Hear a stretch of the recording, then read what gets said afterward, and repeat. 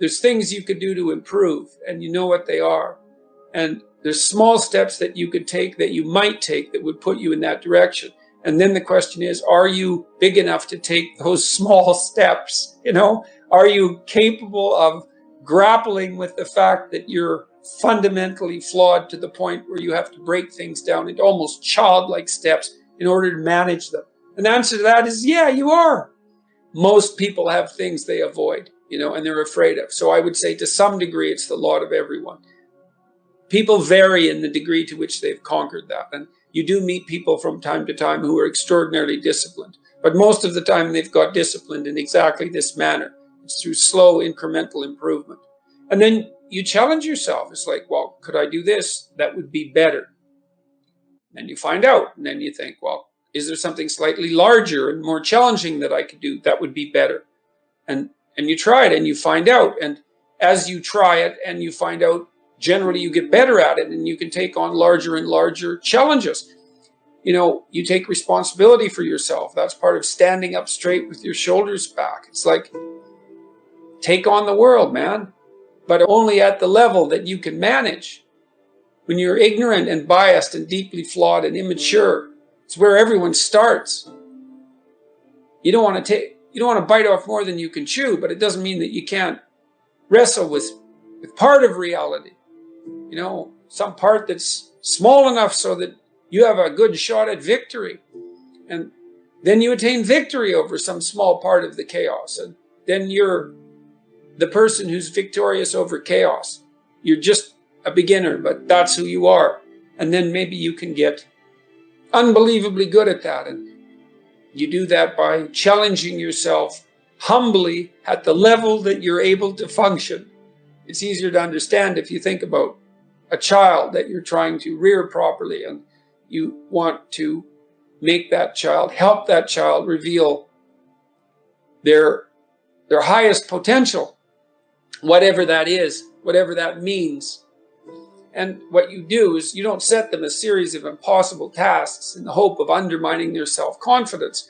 You form a relationship with them that is predicated on your interest in their highest mode of being. And then you offer them challenges that are precisely optimized to their ability, right? So they can do them, but they have to stretch. The two elements of their ability would be what they can do and how much they're capable of transforming what they can do. And an optimal challenge stretches you to the end of what you can do and then into the domain of how you can transform. You have to be humble and wise enough to understand that you might have to aim pretty damn low, especially in those places where you're not functioning well. And it might be so embarrassing that you can't bring yourself to fathom that that's actually who you are. You need the loss of that arrogant ego because it's precisely what's interfering with your movement forward. It's part of the adversarial process, mythologically speaking, that stops moral progress. You're too proud of who you think you are to notice what you're like so that you could change properly. You don't want to sacrifice that part of yourself. It's probably associated with some delusion that helps you maintain a positive, although very fragile self-image, in the absence of genuine effort. It's not to be recommended. So you know yourself by watching and paying attention. It's not thinking exactly. It's not imagination. It's watching like you're a snake. Because a snake watches like cold-bloodedly with no emotional reaction just to see what's there. It doesn't allow what is wanted or desired to interfere with what is observed. So you watch yourself like that, as if you don't know who you are. Well, that's the beginning. And then you challenge yourself continually to see how far past yesterday you can push today and tomorrow, and to continually experiment with expanding the domains not only of your competence but of your ability to increase that competence. The upper limit to that is proportional to the moral effort that you put into it. The more that's guided by the highest of all possible visions, right? The alliance with the highest of all possible conceivable good. The more it's accompanied by truth in speech and action, the more you will develop your potential. And I believe that potential to be as unlimited in the upward direction, more unlimited in the upward direction than it is unlimited in the direction that brings people to the political and social hells that so often characterize the world that we inhabit.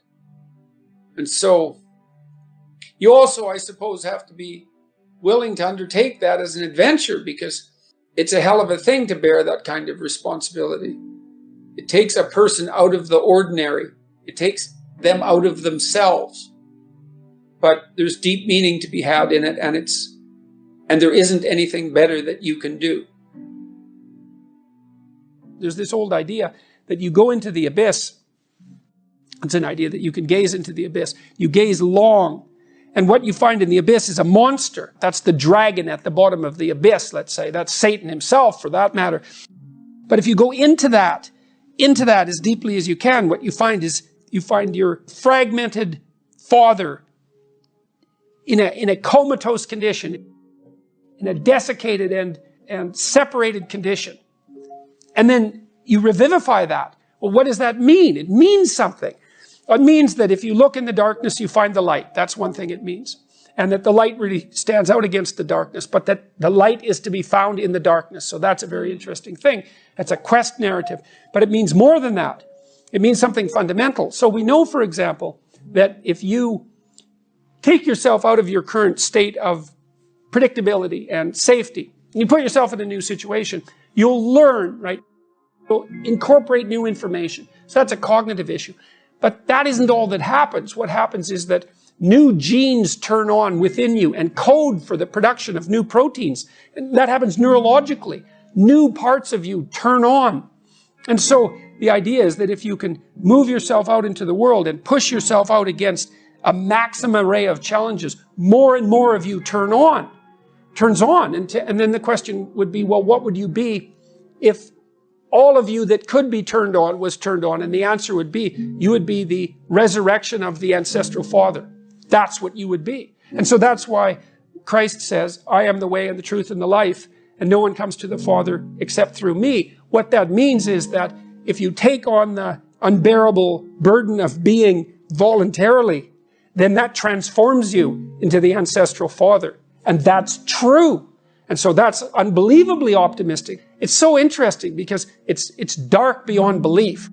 Well, the world is characterized by suffering and by malevolence of a depth that's virtually beyond comprehension. But if you choose to comprehend that, what you discover in that is the light that destroys the darkness. And that's really something to discover. There isn't a discovery that's more profound than that. That's the search for the Holy Grail or the Philosopher's Stone, all of that. If you actually want something, you can have it. Now the question then would be, well, what do you mean by actually want? And the answer is that you reorient your life in every possible way to make the probability that that will occur as certain as possible. And that's a sacrificial idea, right? It's like, you don't get everything. Obviously. But maybe you can have what you need. And maybe all you have to do to get it is ask. But the asking isn't a whim or today's wish. It's like, you have to be deadly serious about it. You have to think, okay, like I'm taking stock of myself. And if I was going to live properly in the world and I was going to set myself up such that being would justify itself in my estimation, and I don't mean as a harsh judge, exactly what is it that I would aim at? You could try this. This is a form of prayer, knocking. Sit on your bed one day and ask yourself, what remarkably stupid things am I doing on a regular basis to absolutely screw up my life? And if you actually ask that question, but you have to want to know the answer, right? Because that's actually what asking the question means. It doesn't mean just mouthing the words. It means you have to decide that you want to know.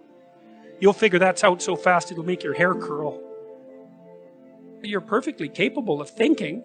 God only knows how. You're perfectly capable of immense feats of imagination and dream and fantasy. It's God only knows how you do all of that. What would happen if you consulted yourself about the best possible outcome for you? You might get an answer. In order for us to set things right, we have to understand that we have to take on that burden of ultimate responsibility. Not only as if it's ours, which it is, but as if there isn't anything better that we could do. And you have an ethical obligation to lift the heaviest load you can possibly conceive of. And that's the primary call to adventure in life. You need a meaning in your life to forestall the suffering and to make you strong enough to resist malevolence. Where's the meaning to be found? Rights, impulsive pleasure, and happiness? No. Responsibility? Oh, who would have guessed that? It's not part of the narrative. What makes life worth living is to pick up, take its catastrophe and embrace it and carry it, and to realize through that process who you are. When I talk to audiences about the relationship between responsibility and meaning, they inevitably go dead silent. There's not a rustle, there's not a cough. It's like, is that the secret? Is that the secret? It's the voluntary adoption of responsibility? It's like, well, that's the central message of the West. It's like to pick up your cross and bear it, and everyone's been told that, but they don't know what it means because it's not been articulated enough so that it becomes something that's practical. It's like, yes, look at the terrible responsibilities you have right in front of you. Your family is hurting. You're in trouble. There's problems in the world. It's like all of that's right there. And all you have to do is take responsibility for it. And then you've got what you need. It's something so magnificent that happiness pales in comparison. So it's thin gruel happiness. And young people know that. They're pursuing hedonistic pleasure. And no wonder. But there's nothing in it that's sustaining. And all it does is make you cynical. It's like, that's all there is? Another one-night stand? Another binge party? And it's not like I have anything in principle, against some of that exuberant, youthful hedonism. Look, the universities have turned into places of parties. Why? Well, because that's what the students find best to do there. Well, that's not good. What you want to offer them is a reason to not party. It's like, no, you got to understand. You come to this class hungover. You're not going to be able to get it. You're not going to be able to write properly. You're going to pay a price for that hedonism. It's like, and the price will be too high for you to bear. It's like, oh, well, enough hedonism for me then. Like, I've got something important to do. That's the way out of that.